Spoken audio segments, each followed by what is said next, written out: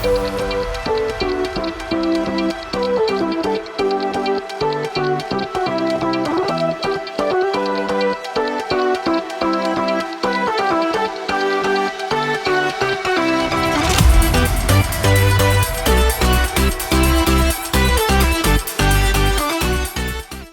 everybody, my name is Melina, and it is great to see you all. All month, we are talking about what it means to dig deep and search for wisdom. What is wisdom? Wisdom is finding out what you should do and do it. That brings up a very important question. Where exactly do you find wisdom? Where does it come from? Well, that's what we are going to get into in today's Bible story. You see, wisdom doesn't just come to you. You've got to go out and search for it. Kind of like you'd be searching for a lost treasure. Did you know that we can trust God to give us wisdom? It's true. We can trust Him no matter what. Let's sing and worship God now, because all wisdom comes from Him.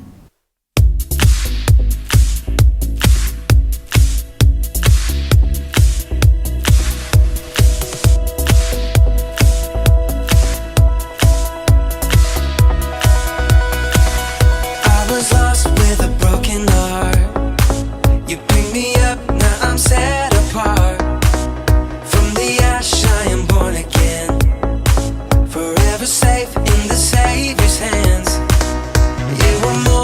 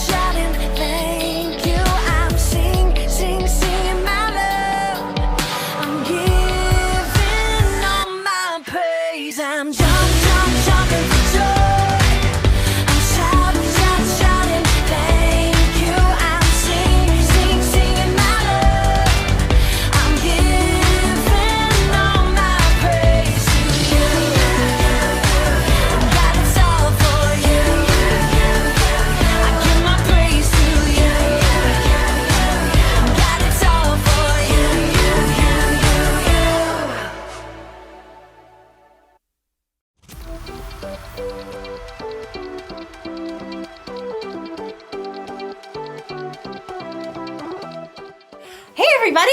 My name is Haley, and I love hunting for treasure and all things ancient. And I've discovered a very ancient flower! So, I've got a flower pot, some dirt, and some seeds. Let's get digging.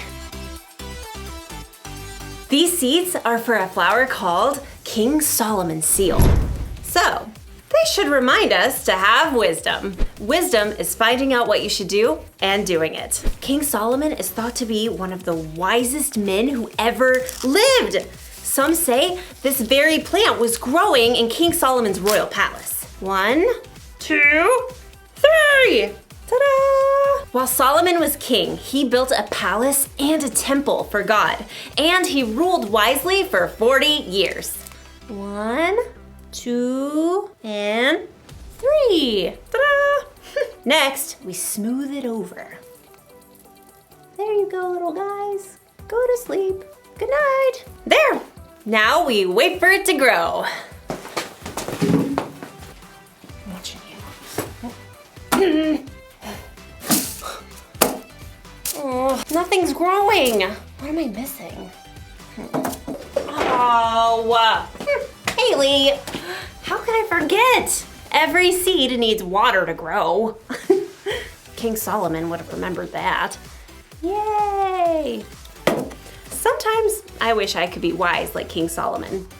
Do you ever wonder how he got to be so wise? Well, we'll find out in today's story. I suspect I'll be admiring my flowers when you get back. See ya! Oh, I think I saw something! Nope. Soon as you get back. Hurry back.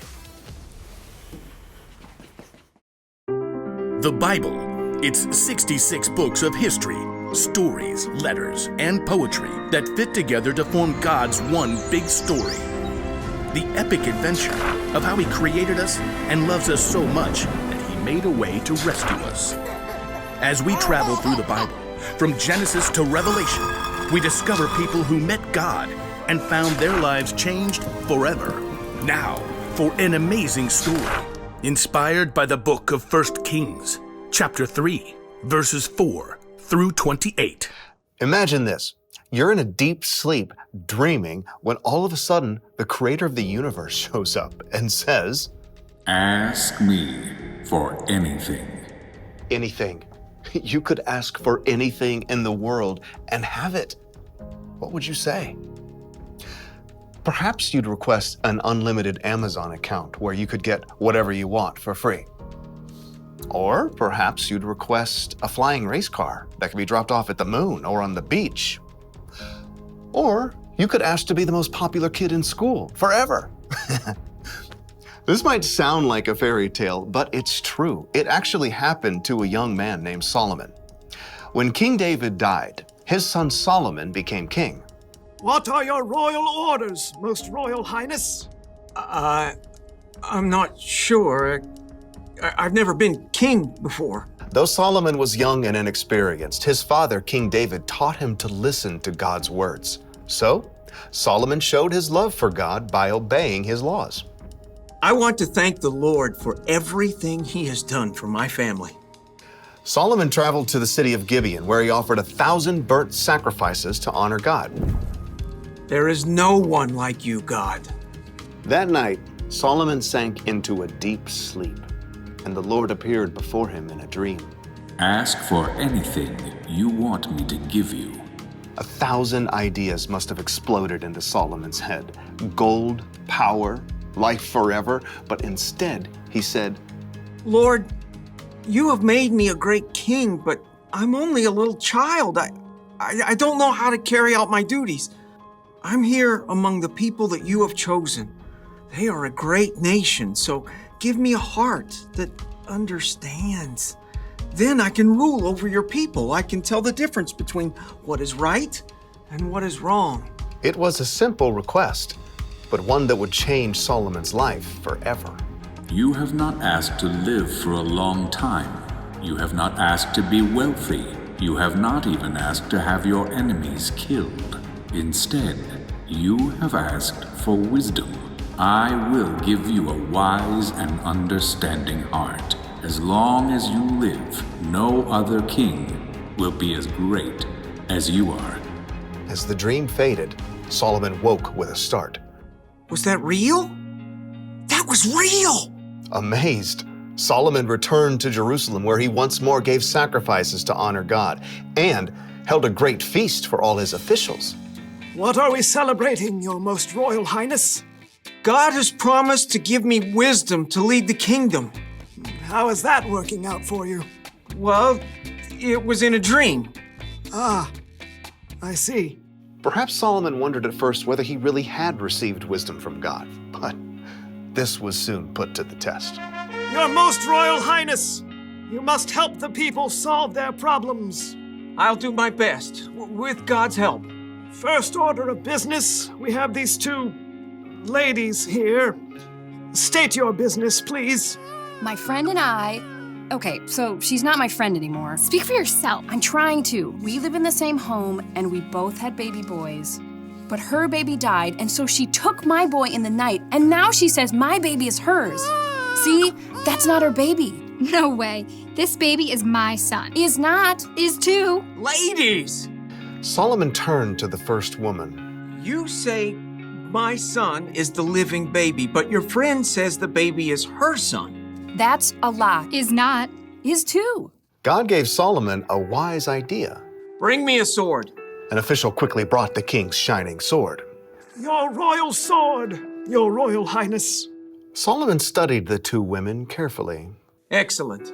Now, cut the baby in two parts. Give one half to the first woman and one half to the second. Solomon had no intention of harming the baby, but he knew this was the way to find the truth. No! Give her the baby. Don't kill him. Oh, whatever. Neither of us will get the baby. Solomon could instantly see which woman truly cared about the baby. Give the boy to the first woman here. She is his mother. Thank you. Oh, thank you. No fair. That was totally a trick. The baby was given to his true mother. All the Israelites heard about Solomon's decision and trusted that he would judge them fairly too. God made Solomon so wise that his understanding couldn't even be measured, like the sands on the seashore.